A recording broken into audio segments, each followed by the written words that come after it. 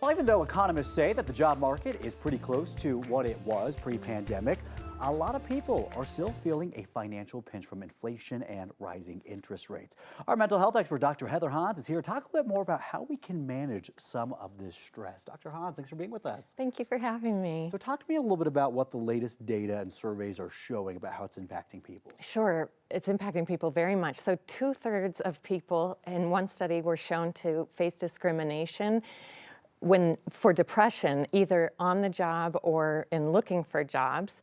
42% of Americans believe that money negatively impacts their mental health.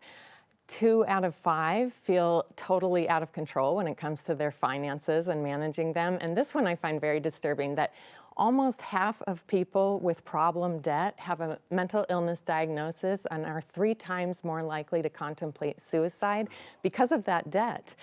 And there's also all these job stressors like sexual harassment, bullying, too many or too few tasks can cause that, unpleasant working conditions, poor leadership, poor coworker relationships. So there are a lot of things that can stress people out. Yeah, you hate to hear that, but we have to address it. What are some ways that if anybody is, suffering with some of this stress, that they can manage it? Yeah, so the first thing is always to replace your negative beliefs with encouraging ones, because we base our decisions about our jobs and our money on our beliefs.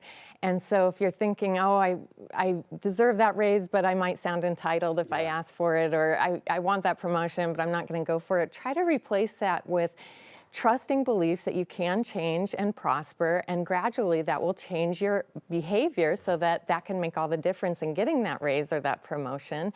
And then along those same lines, people who believe in their internal abilities more than the external circumstances have been found to have better health, more motivation, and better job success than people who believe that they're victims of circumstance solely, because then they don't take the necessary steps to get into a better position. And then just, of course, one more practical tip is to create a budget.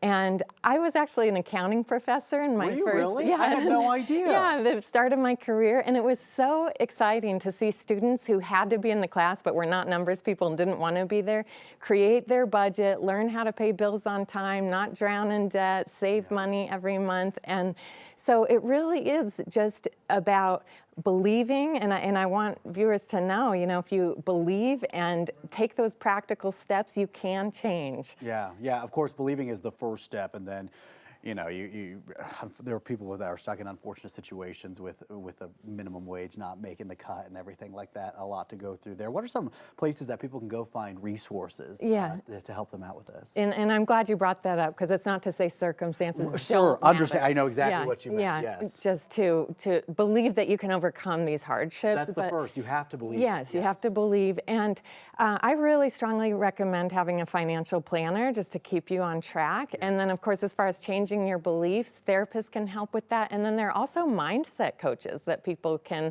Google online that just specifically help people improve their beliefs. Yeah, if you don't believe it and you already feel defeated, how can you achieve it? How can you achieve it? Exactly. Dr. Hans, thank you so much for being with us. Thank you for having me.